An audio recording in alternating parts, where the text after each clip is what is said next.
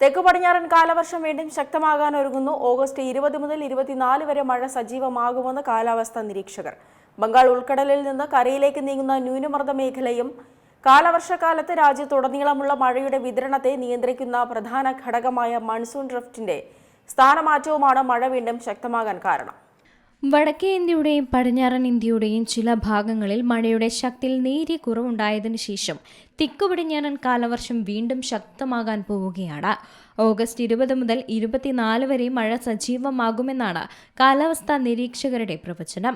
കിഴക്കൻ മധ്യ ഇന്ത്യയുടെ മുകളിൽ വ്യാപകമായ മേഘാവൃതമായ അന്തരീക്ഷവും സംവഹന സ്വഭാവമുള്ള കാലാവസ്ഥാ മാറ്റങ്ങളും ദൃശ്യമാണെന്ന് ഇന്ത്യൻ കാലാവസ്ഥാ വകുപ്പിന്റെ ഉപഗ്രഹ ചിത്രങ്ങൾ സൂചിപ്പിക്കുന്നുണ്ട്.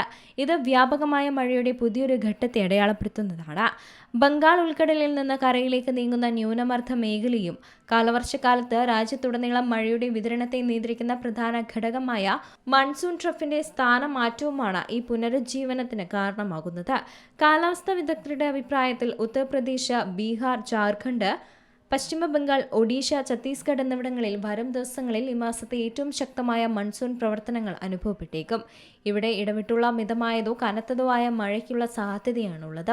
അടുത്ത 48 മണിക്കൂറിനുള്ളിൽ കിഴക്കൻ മധ്യ ഉത്തർപ്രദേശിലും ഉത്തരാഖണ്ഡിലും മലയോര മേഖലകളിലും ഏറ്റവും ശക്തമായ മഴ ലഭിക്കാനുള്ള സാധ്യതയുണ്ട്.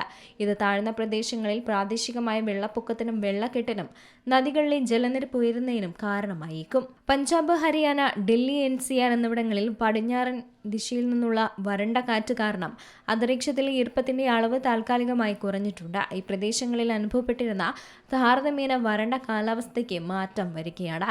മൺസൂൺ ട്രിഫ് തെക്കോട്ട് മാറുകയും പിന്നീട് ഈ ആഴ്ചയുടെ അവസാനത്തോടെ വടക്കോട്ട് നീങ്ങുകയും ചെയ്യുന്നതോടെ വടക്കേ ഇന്ത്യയിൽ മഴ ക്രമേണ വ്യാപിക്കുമെന്നാണ് പ്രതീക്ഷിക്കുന്നത്.